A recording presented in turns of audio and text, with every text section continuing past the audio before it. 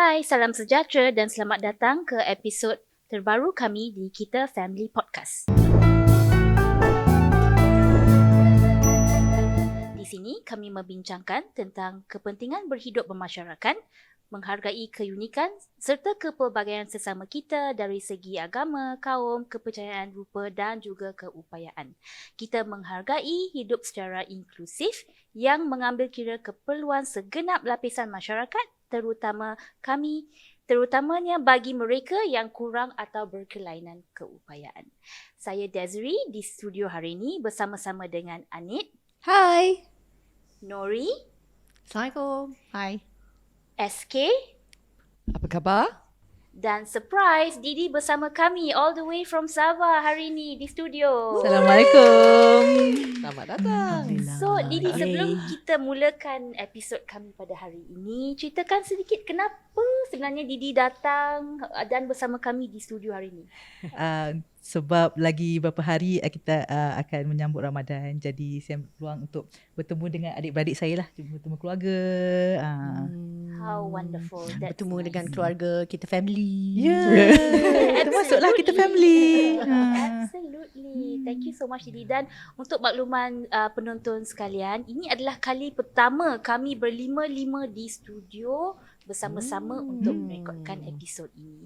Dan seperti Didi ceritakan tadi, hari ini topik kami adalah Ramadan. Dan di waktu Ramadan, semua orang di Malaysia sebenarnya mengalami perubahan rutin dari segi waktu bekerja, waktu bersekolah, and especially traffic, kan? Traffic. So hari ni traffic petang, traffic pagi pun depends what time you keluar rumah. Sometimes it's very smooth sebab ramai yang keluar lebih awal. Lepas sahur akan bekerja lebih awal. So traffic peak hour pagi taklah seteruk the evening time, kan? Petang teruk. So jom kita mulakan perbincangan kami. We'll start dengan kongsi pengalaman atau cerita berkaitan dengan Ramadan. Of course we are going to start with Didi dengan Nori dulu. Apakah perbezaan yang terbesar dari segi rutin keluarga di bulan Ramadan? Dan jom kita mulakan dengan Didi dahulu. Kalau bulan puasa, of course kita punya jadual makan kan. Sebab bila puasa kita tak boleh makan di siang hari. Jadi anak-anak, the whole family kena bangun awal lah. Tapi sekarang ni saya di KK lagilah perlu lebih awal. Sebab ada perbezaan waktu solat kan. Tapi kita tak tahulah macam mana sebab pada hari rakaman belum mula bulan puasa kan. Tapi berdasarkan pengalaman-pengalaman dulu, perlu beritahulah yang pada anak-anak yang kita perlu bangun lebih awal untuk makan sahur. Mana kita perlu makan sebelum 5.40, 5 macam tu. Memang sebelum pukul 6 kita dah habis makan. Tapi memang lain lah daripada rutin harian. Sebab rutin biasa kita breakfast pukul 7, pukul 8. Yang ni sebelum lagi kan. Jadi bila waktu makan dah berbeza, dia juga bermaksud waktu tidur pun berbeza. Betul. Jadi jadual tu memang ni. Dan kemudian saya sendiri sebab saya memang suka minum kopi. Tak banyak, hanya 1 cawan sehari. Wow. Tapi bila bulan puasa withdrawal kan. Jadi kita pun tahu bila kita tak dapat kopi ada sikit cranky. Tapi bila kita mindful yang sebab tak dapat kopi, kurang sabar. Tapi kita ni lah, kita tak adalah kita perlu macam mana cakap, bersabar dengan mengetahui kita kurang sabar. Tapi Didi kena ke coffee every day? Paling kurang selang sehari. If like 2 hari tak minum kopi, nanti sakit kepala. So bulan puasa kan macam kita tak nak minum kopi pagi, nanti kita dehydrated. Kalau minum kopi masa sahur. So kalau minum kopi lepas berbuka, takut tak boleh tidur malam. Jadi ada adjustment lah. Kiam. I see.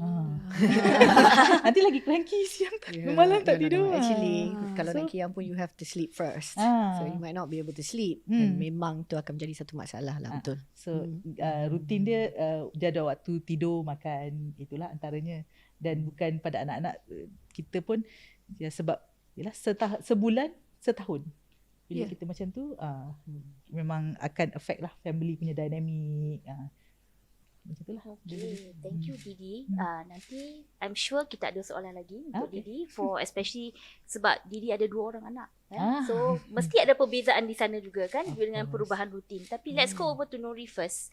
Apakah perbezaan yang paling besar dalam rutin di rumah Nori dalam bulan Ramadan? Kalau di rumah kami, bagi saya memang samalah juga kalau apa yang Didi sebut. Sebab Ramadan adalah waktu di mana kita akan makan bila matahari pun dah turun. So itu adalah waktu yang menentukan time kita makan. So for example, itu akan berubah. Tapi sebenarnya kalau kita tengok beberapa tahun sejak pandemik ni, dalam pandemik ni kalau di rumah kami kita dah berubah sedikit lah. Waktu makan malam di rumah saya memang lepas maghrib. Whatever time maghrib is. Sebab waktu untuk kita sembahyang, dan of course kalau maghrib tu, which is sunset, berkaitan dengan buka puasa, is ditentukan oleh waktu sembahyang juga. Is the same thing for for the evening. Maknanya kita akan adjust accordingly. So dalam setahun masa akan berubah sedikit, dan kadang-kadang maghrib tu lambat, kadang-kadang awal.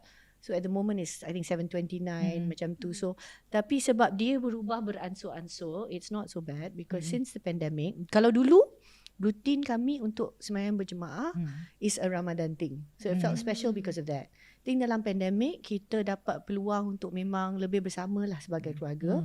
So my mother-in-law said, why don't we just continue? Sambung je lah. Kenapa kita tak buat ni sebagai rutin family kita? And actually it's a very nice routine. So kalau katakanlah ada certain kind of program, macam sebagai contoh malam ni kita buat recording. So tak adalah duduk di rumah.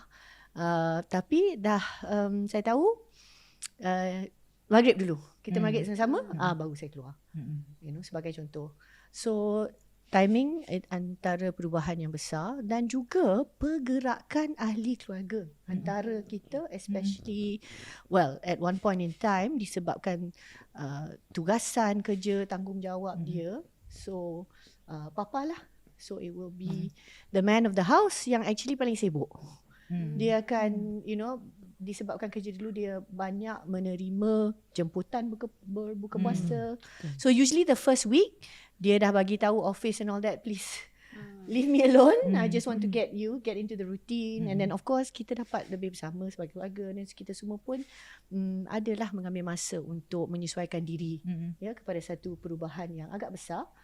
And sometimes preparation setiap individu dapat membuat persediaan yang baik. So dalam bulan Syaban, which is bulan sebelum Ramadan, dah ada some adjustment, but not always. It's not always possible. So then it will be a bit like boom, terkejut seperti Didi sebut, is only once a year. So things like that will happen. So kalau dia tak dengan tidak kehadiran seorang ahli keluarga pun terasalah juga the kids will also feel it. Perubahan besar tu. Yes, perubahan yang besar. So masa dan waktu tu lah. And then things like kalau waktu siang, weekend, sepatutnya kita makan bersama. Tapi kita tak makan. Kan? Mana lunch tak adalah macam, okay, jom kita pergi makan nasi daun pisang sebagai contoh. There's like weekend lunch kan. It's not there. Right? And then I'm glad Didi ada sebut juga pasal mood. That's a very real thing. Everybody is a little bit different. Ada orang akan bagi dia ibadah puasa ni senang, happy. Then for some family members, it's a little bit more challenging. For example, like when you said tak ada coffee thing. Tapi ada orang dia mempunyai certain kind of situation like migraine, headache, they get dehydrated a bit earlier. So puasa tu is truly challenging. So then you have to find a way to be kind to yourself. But sometimes memang kita tak ada peluang atau tak ada kesempatan untuk pun to do that sort of that self-care that we were that we were talking about the last episode. Kan? So it's routine. Setiap individu akan terkesan. Waktu tu ditentukan oleh Ramadan timing. Ramadan timing is, that's why we also have the traffic jam. Semua orang trying to get back because it's about, 50% of the country's population trying to have dinner at the same time. Betul. So of course traffic, everything, semua benda-benda macam tu akan, akan membawa impact lah yang agak significant sebenarnya. And you're right, in Malaysia bukan orang Muslim aja. Yep. You know, everybody Semuanya. will Dari feel a sekolah little bit. to office. Yes, Yes. office pun sama, Yes. rutin yang berbeza. So memang akan membawa kesan jugalah, especially to the neurodivergent individuals yang seperti mana yang kita tahu, rutin ini sangat penting bagi mereka. Mungkin lebih penting daripada orang biasa, orang yang typical. Even weekend Yeah. traffic tu memang lain. Sebab Yes, Ramadan same thing. kan lain. Diorang Same nak thing. balik Orang akan kampung. bergerak to the same timing to Yes. get to the place to to be buka able puasa. to buka puasa and sembahyang. You know, suddenly Yes. everybody is in that zone. Yeah. kan? So untuk keluarga saya, kalau kita nak travel masa bulan puasa, kami selalu ambil kesempatan keluar dari rumah masa buka puasa. Masa maghrib. Sebab the roads That's are always the empty. trick. empty, Kan? very So quiet. and Yeah, kita that pun makes memang sense. tak berpuasa the whole day. Kita maybe dah makan awal. So we take the opportunity, highways are empty, kita travel masa buka puasa. That makes sense. Yes, that's Yeah. right. Yeah. Of course. Actually, dalam perkara rutin, as was mentioned both by Didi and I just want ceritakan rutin tu anak autisma kami ni penting. Betul? So Sangat penting. I'm thinking anak saya memang bagi saya tahu, Mum, I need 1 week notice. He's able to articulate that he needs the notice. So perhaps dalam preparation, whether untuk fasting ke, or towards celebration, we can draw dari the tool of social story ke, betul kan? Betul. So it's in context dalam budaya kami bila ada perayaan, and raya is one of the national celebration. But like all of us anak Malaysia, we all celebrate together. Yes. So So many it's things, not betul. only for our Muslim kawan-kawan Muslim kami, but all the rest of us kan, Yeah. that we can use the opportunity ni to for actually the adults to assist anak-anak kami tu to learn how important a routine is. Yes. And that I think boleh be calming and allow some safe feeling by not only our anak-anak but the family around us, so we know what to expect. Kan? Yeah, Oh, it I'm works. so glad you said that. You know, I have to ceritakan to all of you, this is exactly what we forgot one year, the earlier years, lepas diagnosis Timur autism kan. You know, social story ni memang sangat digunakan dalam keluarga kami, iaitu cerita atau gabungan visual dan juga teks di dalam sebuah, memang kisah lah. Kita boleh tulis atau type atau iPad. you know, iPad. Gunakanlah dalam apa jua bentuk yang sesuai untuk memberitahu secara khusus about something. Itulah Cerita. jadi yang cerita je. Cerita. That's why format dia seperti cerita. So sebagai contoh, katalah where something is changing, right? So we're speaking about routine. Ataupun especially dalam benda-benda yang tak biasa berlaku akan berlaku, kita akan gunakan social story. So there was this one year, kononnya I was thinking ahead already. It's like, okay, we have to prepare. Timur needs a Hari Raya social story. Yeah. And then Hari Raya kalau keluarga kami, because again of you know,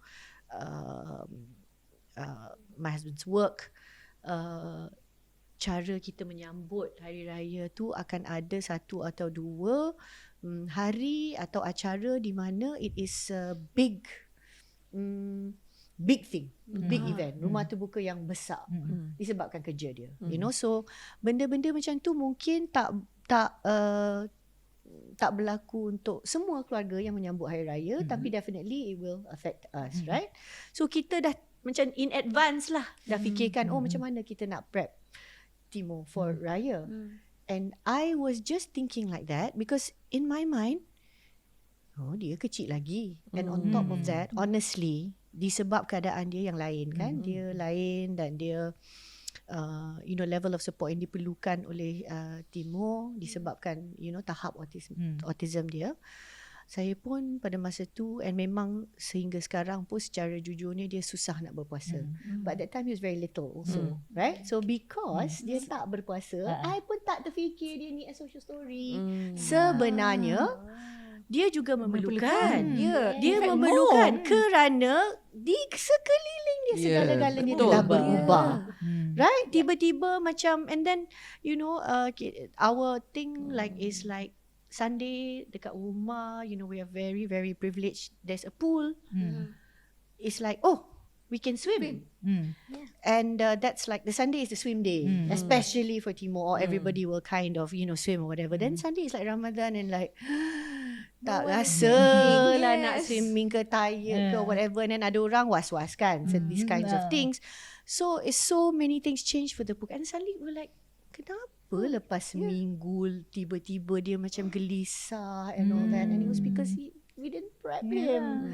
Oh, after that I felt so bad that really I was thinking to myself, macam mana tak terfikir atas dasar puasa tu je I was thinking. Tapi sebenarnya banyak perkara akan berlaku dan disebabkan musim berpuasa itulah beberapa perkara lain juga akan mengalami perubahan.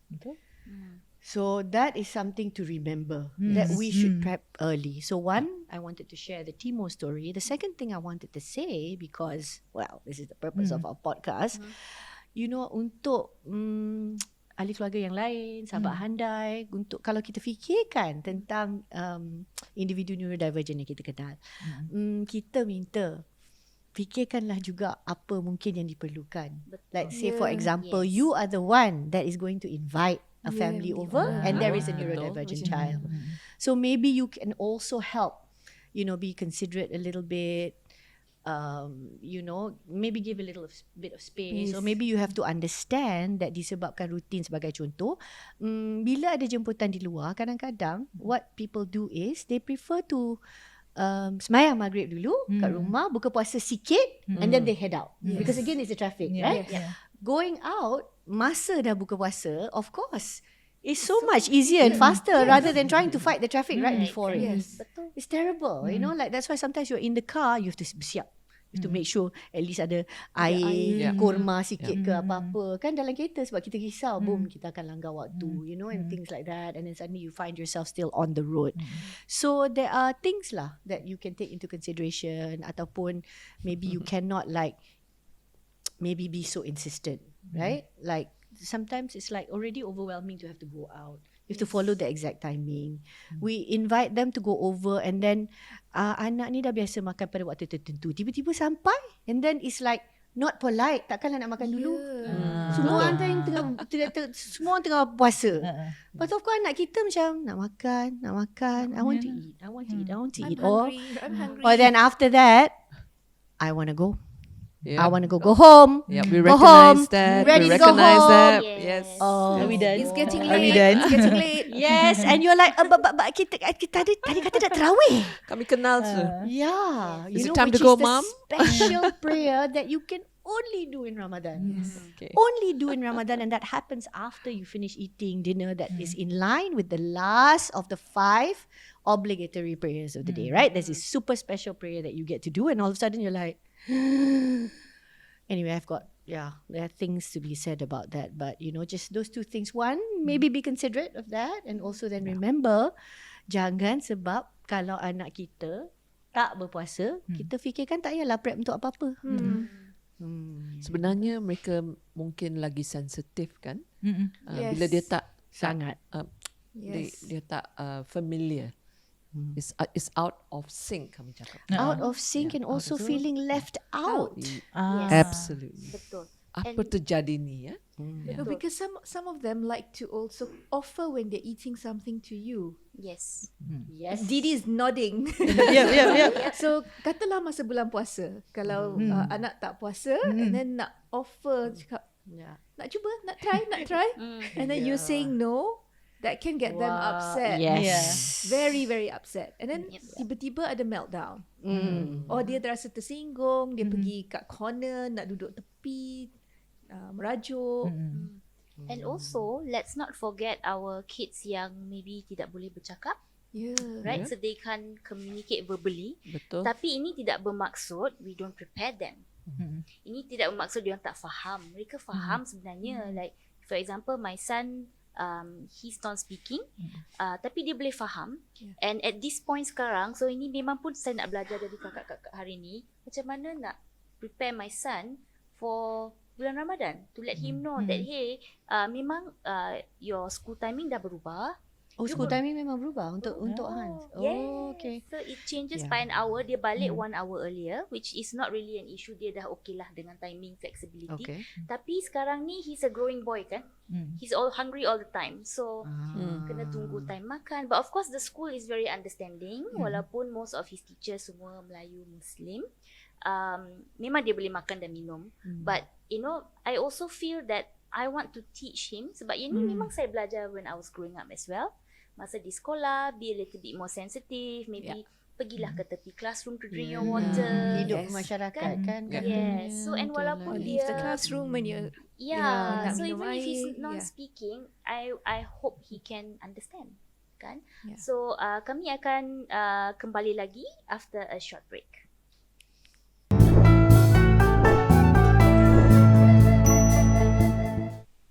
Selamat kembali ke podcast kita Family. Hari ini kami membincang sedikit tentang bulan Ramadan dan pertukaran rutin yang dialami oleh semua orang di Malaysia dan especially how it affects our neurodivergent children. So tadi kami ada dengar daripada Nori tentang perubahan di rumahnya masa Ramadan. Jom kita tanya Didi sekali lagi. Sekiranya ada apa-apa untuk add about her children and Ramadan. Okay, anak-anak saya, mereka excited nak puasa. Kita tak paksa. Bila sampai masa dalam beberapa tahun lepas, mereka dah mula excited.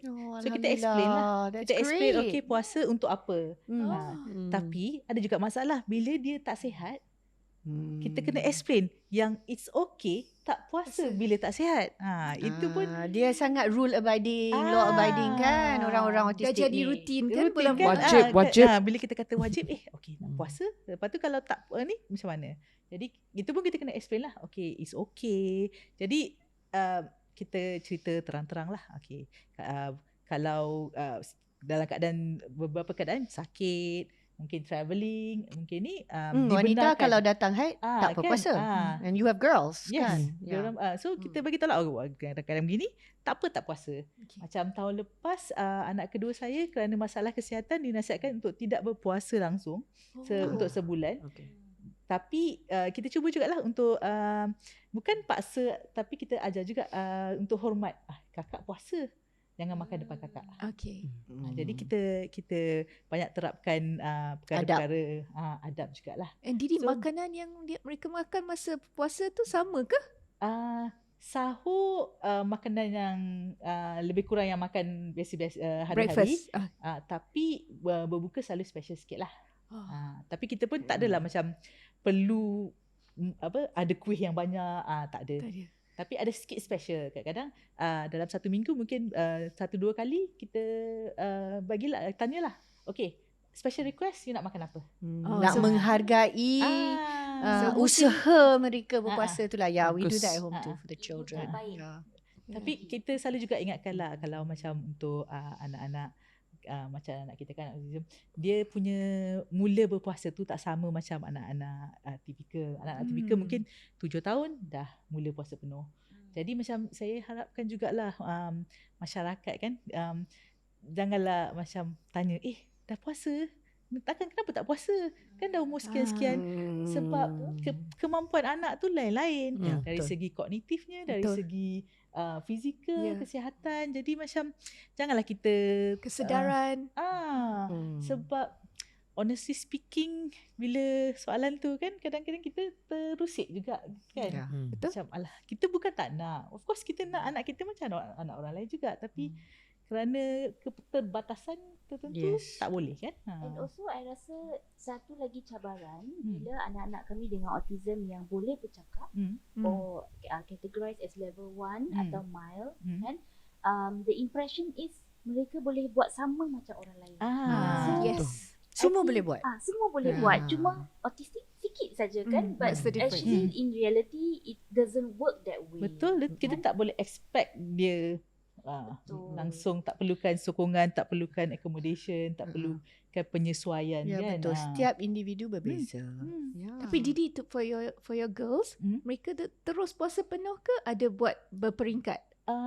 Macam tahun yang mula mereka puasa tu, of course lain-lain lah sebab umur lain kan. Okay. Terus puasa penuh. Dia Wow. macam terus. Ya, Tapi This is some the like that. Dia macam dia macam determined kan? determined, Betul. tapi dia That's kena the- faham.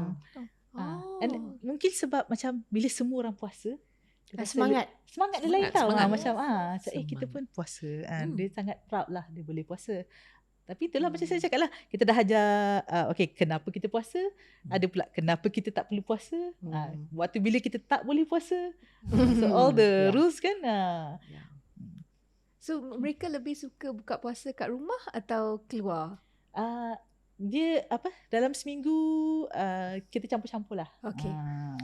Didi, what about things like kalau okay, sebagai contoh, orang lebih suka, some families, I think some people lebih suka menghabiskan masa di masjid, right? And of course kalau tarawih tu bukan tak boleh buat sembahyang tarawih ni kat rumah. Tapi kadang-kadang kita nak pergilah berjemaah. So in a group, right? To do that, you were going to say something about the masjid and tarawih tadi dalam break kita cakap. Can you share that with us? Like your girls and also your thoughts about ni, masjid ni. Tak pernah lagi bawa dia untuk tarawih, tapi kita I pernah baru je nampak few days ago ada list, someone make a list of masjid yang kids friendly. Dengan list masjid yang ada playground. Contohnya Masjid Besi di Putrajaya ada playground dalam masjid. Betul. Kemudian masjid yang ada bilik dan pengasuh. Maksudnya boleh tinggalkan anak-anak yang akan dijaga oleh pengasuh, jadi parents boleh solat ni lah. Ini family centered. Kalau nak search Masjid Besi, ini nama manja masjid di Putrajaya ni, Masjid Sultan Mizan. So if you want to look it up, Masjid Sultan Mizan memang dia kalau tak bulan Ramadan pun memang pernah banyak mengadakan program education melibatkan budak-budak, because kawasan dia lapang, luas. I remember one year I think Jibril went for one of those kids programs lah, that the sagi dekat masjid and all that. So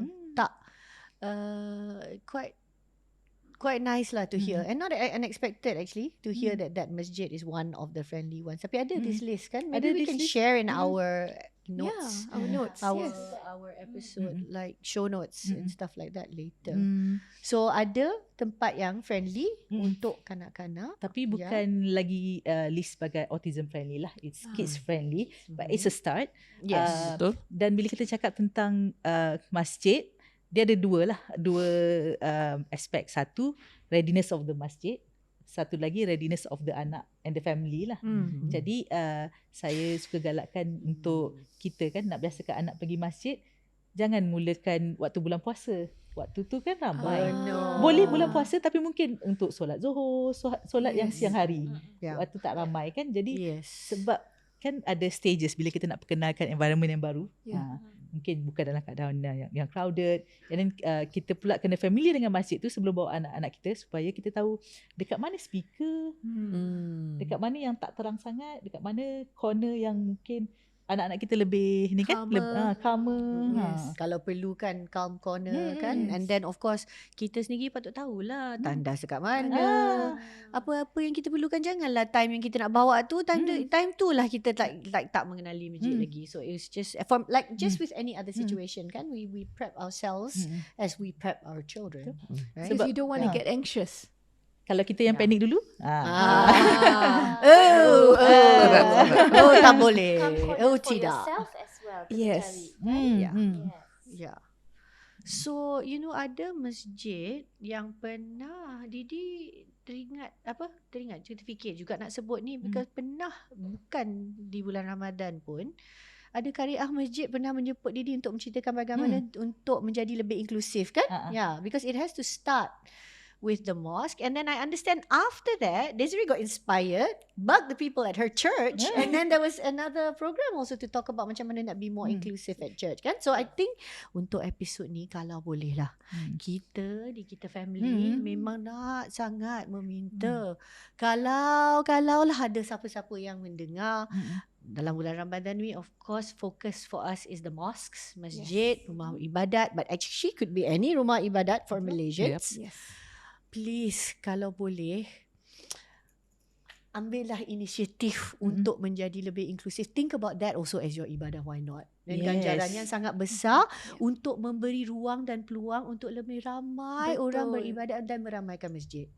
That would be so cool, right? And if you don't know where to start, let us know. Reach out to us. Yes, reach out to us. Reach out to us. Kita boleh je share notes kita kan Didi, because Didi yang pergi to present at the mosque, tapi sebelum dia pergi pada masa tu pun we were talking about the notes together.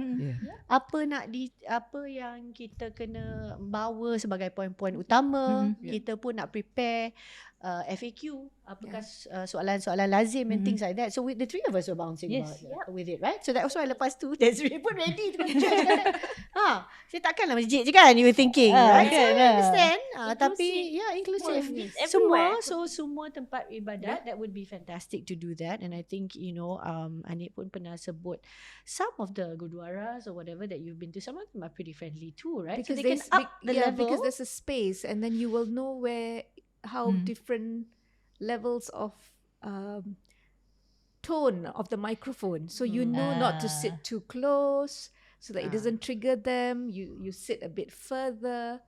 And I think for me, it was to get Nirav to wear the headscarf. So I had to prep him at home repeatedly because with sensory processing, that was difficult. You put it on and he keep putting it off, and put it on and keep pulling it off. So to get there, it took some time. Exactly, that's the other thing, right? So like I your attire. Yes. So I believe with all our family members, especially with autism, it is about getting preparedness kan? Yes. So sama ada prepared for prayers, prepare for school. Yes. For us, the consistency is the repetitive stability kan? That will Stability. allow us to feel safe. This is 101 of psychology. Kalau kami ada preparation, then they know what to expect. So going to, even for us multiculturally, when we masuk masjid, we that's not a regular place, but we need to learn forward. My favorite kan? To plan. What does it look like? We touch on the sounds. What can it sound like? So semua ni akan mencabarkan deria-deria belum kalau kami tak prepare. Kalau sangat kami mencabar. siapkan, anak-anak kami semua dapat beribadat bersama-sama.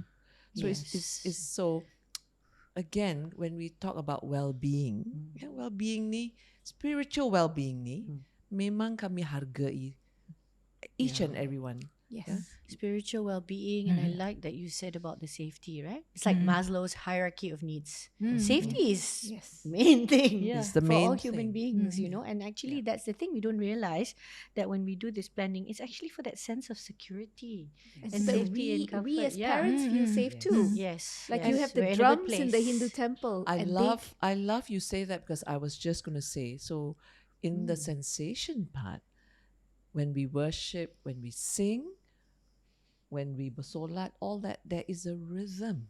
Yes. There There is a is. rhythm. There is. The drums has a rhythm, and all this, that's why does contribute to that well-being and that sense of Peace. peace. Yeah. Yes.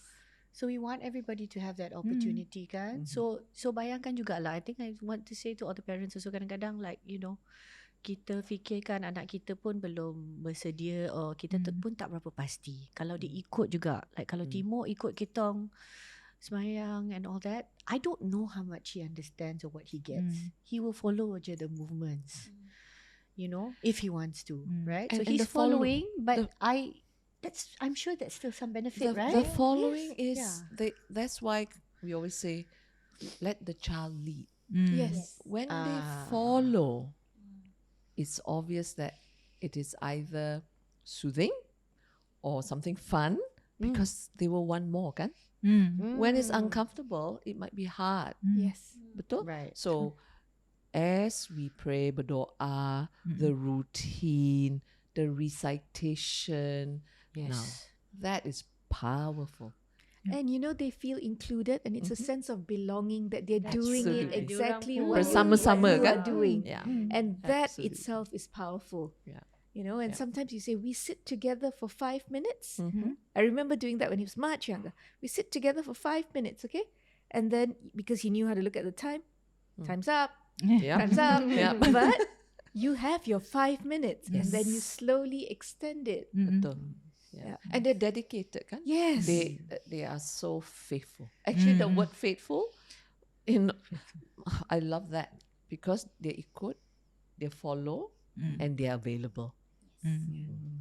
And it builds that feeling, kan? The sense of having faith. Having faith. Yeah. Just like Yeah. pernah anak saya Insya hari-hari yang dia rasa anxious kan dekat sekolah, bila balik I cakap are you okay? Esok macam mana? How kita nak buat esok hari yang lebih baik kan? Lepas tu dia berdoa lah. Dia sendiri doa. Macam it's not just dia yang boleh kawal, ada higher being kan, Allah, God Yes. yang boleh Yeah. bantu Amin, dia. ya. Amin. Dia menyerahkan pada That's dia really kan. nice, like sejuk perut, right? And credit to you, Yeah. Didi, for Credit guiding well them so done. well. Yeah. That's They wonderful. learn. I think our kids learn from our example. Masya Allah, We I'm need to imagining your model it. girls doing that doa. That's so touching. Yeah, it is. Sebab banyak benda yang berlaku kan, yang di luar kawalan mereka. Kadang-kadang dia marah kita sebab kita tak prepare ke apa kan, macam. Tapi kita perlu ni lah explain yang mama tak boleh control everything. Things still happen kan, especially like when death happen and Yes. all those things kan still bagi ni lah keimanan lah, like that, percaya ada kuasa lain kan. Bukannya kalau benda jadi it's your fault, it's apa, sebab kan bagi mereka kan, kalau ada anak-anak yang boleh rasa, dia rasa bersalah tau kan, kadang dia boleh terlepas tantrum, terlepas meltdown pun dia rasa bersalah. Yes. Tapi kita But Didi, don't you think that's all millennials now? Not just our kids? Sorry. But I think that what I want to pick up from there is we must believe that kesemua anak-anak kami, typical ataupun neurodiverse, emosinya dia kenal. Yeah. Sama. Memang dia kenal. Masalahnya saja yang kami tak tahu menerjemahkan apa maknanya to them. But Betul. they are able They are. to feel, right? And we always say, what are you thinking? But it's not what they think. Yang pentingnya, how do you feel? Yeah, the heart, right? The language of the heart. So the word for that, like the word for that for Muslims and Malays is fitrah. Fitrah is the sort of the original state or essence of being, the primordial state, whatever you call it. This is what we are all born with. Human beings are born with. That's certain our gift, types of yeah? fitrah. That's our Yes, gift from... it's just there. It's and fitrah, because it's internal, it's perfect. Whatever other stuff is going on, and that's the thing that connects us to being human, right? So thank you so much for that reminder that we can connect and speak to the heart. I mean, see, so this is how I appreciate it. Like, and frequently it's you guys, especially like Anit, we've known each other for a long time. In Malaysia, sometimes I get the benefit of like certain reminders about my faith don't just come from my Muslim friends. Like, I know there have been times when I'm like, I haven't decided, I'm not sure what to. This is the one that will go, you dah istikharah ke? Says the Sikh / sometimes Hindu, so it's like, it's because we've bothered to get to know each other, right? Like, And just for this. and learn to embrace our diversity and our differences. Yeah, so it's so nice. So actually, it's not that kenal orang lain dan agama yang lain, whatever, is a threat to us tau. No. It's not. Kita We can find the point. family. Yes, we know the points of connection. We can find things that are different. We can have these conversations. When Desiree was like, okay, it's Lent, and I'm the one that brought it up. I'm like, So I said, hey, wait a second. Is that correct? You're learning something. I said, yes, but she's having to sacrifice something time. too, yeah. So sacrifice is what Lent is also about, right? That's going to come when we have Easter approaching, and Easter is going to be smack in the middle of Ramadan also. Is it? Yes. First March. There we go. There we So go. in the midst of that is another sort of religious observance that's going to happen with our other friends. So if you look, actually who are now Catholic is Lent, and yeah. so Started dah. Ramadan started already, and so For Ramadan. Easter, yeah. So Lent actually started on Valentine's Day. Ash Wednesday was on 14th February, so that's 40 days from Easter. And so technically it is our bulan puasa as well. That's A true. time for reflection. Absolutely. And Yeah, I was being cheeky. I said, dalam Ramadan, kita ada digalakkan juga menghafal lebih ayat Quran. Why don't you menghafal our intro? Our script. I shall do it. Because we are all like, oh berat Well je, susah je nak buat kenapa. Lah si Nori ni pergi tulis intro perihal manusia, masyarakat, whatever. Pelbagaian. Such tongue twister. So anyway, why don't we go one round, each of us share something, about Ramadan, and before we close off today's episode, let's start with Anit. Okay, I think I want to just share this story because growing up in Malaysia, one of the things that you will encounter is Ramadan tak sah kalau you tak pernah pergi pasar Ramadan at least beberapa kali, kan? Yeah. Sebab that is the one chance. Syarat. Oh, macam-macam ada. Macam-macam ada. And Makanan yang special-special. Special-special. Pasar malam pun tak dapat kan? Tak Tiba-tiba dapat. bazar Ramadan. Wah. And then Bazar sebab Ramadan Taman Tun famous for this. Ayam percik kat Bazar Ramadan Bangsa yang famous. Kat Ipoh lain. So it's And huge one in Shah Alam. Yes. And Oh, this is the Klang stadium Valley one. lah. Yeah. Yes. I'm sad. Didi mesti balik lagi kan? Didi kena cari bazar Ramadan di Kota Kinabalu. Yeah. Sudah tentu ada. And then Jemput kami. I'm sure ada really good food yang tak pernah ada. Sorry, Yeah, Anit. memang ada Let's seafood continue. Memang ada seafood kot. Lobster percik perhaps. Oh, Yes. lobster percik. Jangan lupa ajak tau. Lobster percik. At least tangkap gambar Yes, tolong share. So So one of the things that I thought I would introduce all my kids to is jom pergi pasar Ramadan because you love it. because I love it, and we also have a helper who fast. So let's go. And then I think the first time I froze sebab I rasa I tak prepare. Macam mana nak bawa mereka? Sebab parking pun memang huru-hara, and then nak masuk pun ramai orang. So on the way, suddenly you got a little panicky. I got a little on the panic way. on the way. And then I had to, but I think it was a good panic because I drove round and then tunjuk, okay, macam ni tau, kita kena park, kita kena jalan kaki, and then ada orang akan tolak, ada ramai sangat orang, so kena hold on to mummy, you might get lost. And benda-benda macam tu memang tidak terfikir because it was just like terexcited, jom pergi bazar Ramadan. Tapi planning the routine was super important. So lepas that first round, baru second round, I berani untuk park kereta dan turun bawa mereka. So Okay. So sempat buat a bit of prep lah. Sempat. Pun last minute. So yeah. But it came because you macam tersedar, tergerak. Oh my goodness, I goodness. forgot to prep. Yes. Okay. Because it was just one of those like, jom masuk kereta, jom go for a drive, and then where are we going? Bazar Ramadan. Okay, and then on the way, that's what. You ni very brave lah bawa anak neurodivergent pergi bazar Ramadan. Quite brave. The moral from the story is, even if you want to be spontaneous, plan it. Yes. Yeah, you can't So be, that was right? you can't. So Sorry. that was That's that was the true. story. Sorry, y'all. Cannot be Cannot. spontaneous with the families like ours. It Plans. ada risiko. Ada boleh. Planned spontaneity. And then expect the unexpected. But I was lucky because after that one prep, the second time was not so bad, right? But we did have to time it so that we left early. Yeah. So all those bazar yang ada kena baris panjang tu, beratur panjang tu, sorry lah. As much as I nak makan sangat, not when I'm with my child. And that's being inclusive That is. because to to include them in their experience, we need to sacrifice some of what we would ourselves enjoy, but not them, kan? Yes, and I can actually fast forward now and say, now it's not a problem. Now I can even give the money and say, can you go to that bazaar? I'm going to park. I don't need to park. Go buy it, and it will happen. Yes. But it's baby steps. Kita Yes. mula dengan planned trip beberapa kali. So sekarang it's like, Chinese New Year nak pergi Sang. Ramadan nak pergi bazar Ramadan. Nak beli apa tak tahu, tapi nak pergi.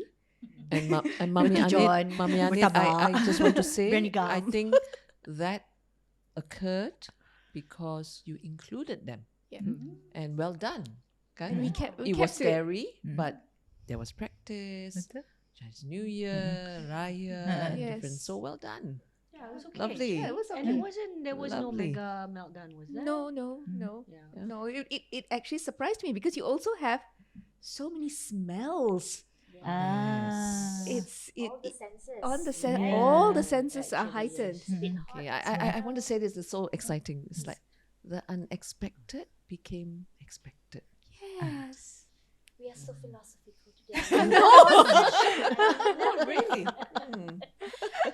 Let's go to SK. Something you want to share about Ramadan before we wrap up? I have to say, for me, Ramadan memang is about makanan, the experience. And if for Joshua, the Malaysian food, nasi hempit with all the coconut, that's gluten, dairy free.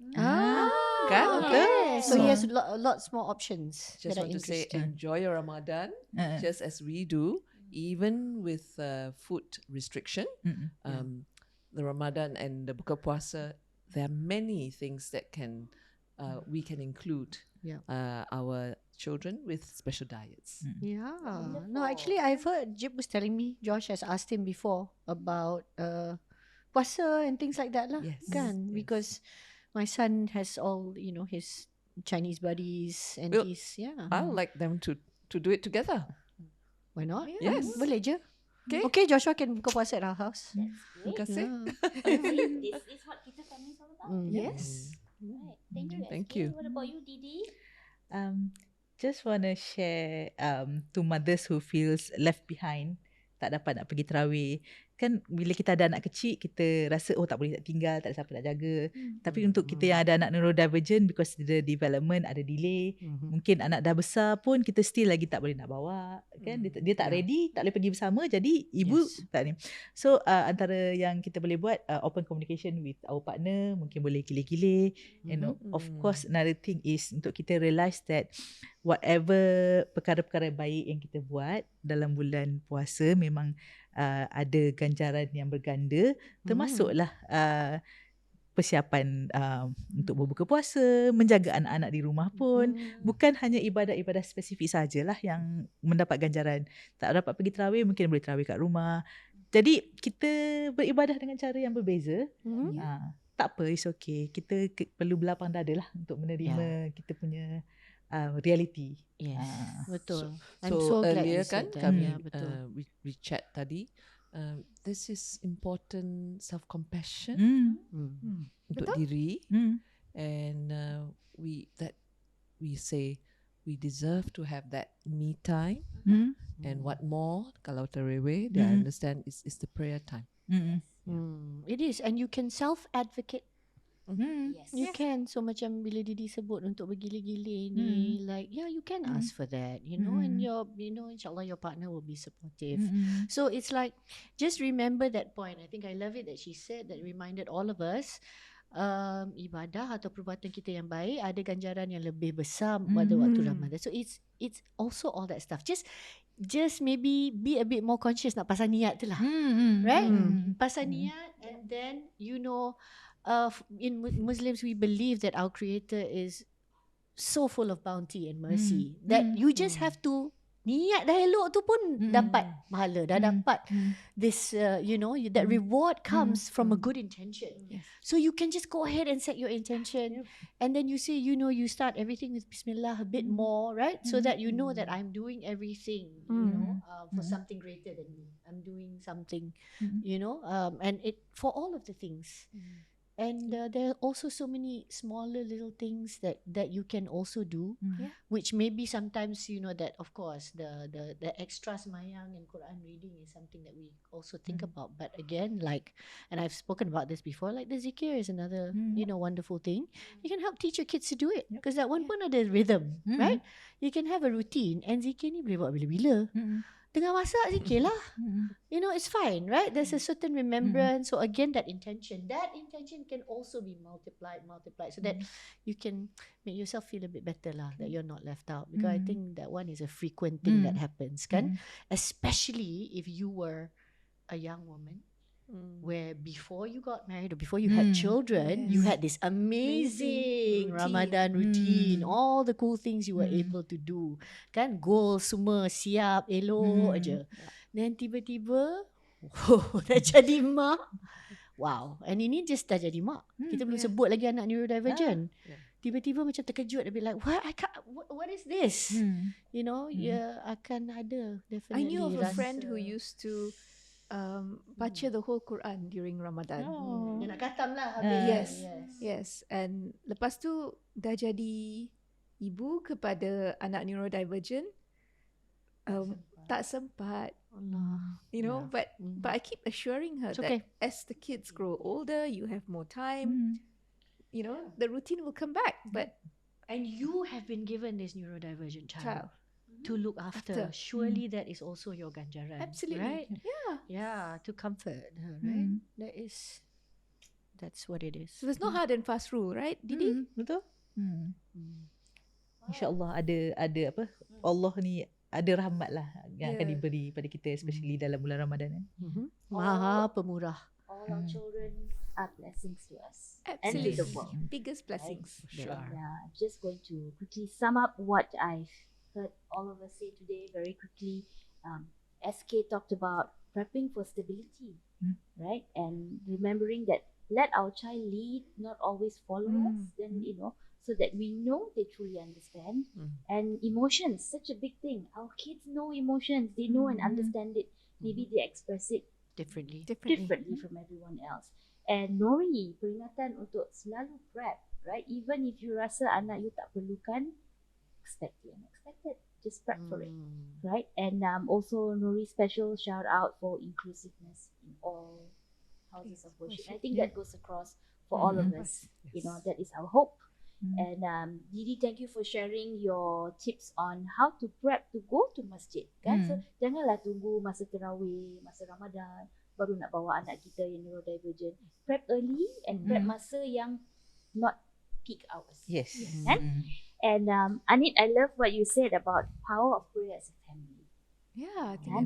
And plan spontaneity with that was SK, not me. But Inspired by you. Inspired by your story. And you know, if I could sum up semua ni that I've heard today pada saya, what we really talked about, right, is actually flexibility. Kan? And flexibility ni, to me, saya ada satu analogy. Flexibility untuk anak-anak kami yang neurodivergent, dia macam rubber band. Kalau you tarik terus, mestilah putus. So, tapi kalau you tarik sedikit, demi sedikit, the rubber band will become looser. Begitu juga anak-anak kami yang neurodivergent. So, let's teach our children flexibility, encourage it, don't force it, tapi slowly but surely. Jangan putuskan rubber band tersebut. Okay, so Prepare. from all of us. Neuroplastic. Yes. It's neuroplastic. Yes, exactly. So dari kami sekeluarga, dari kita family, ini mengucapkan selamat berpuasa dan salam Ramadan to all our viewers. Thank you so much. That's a wrap from us today.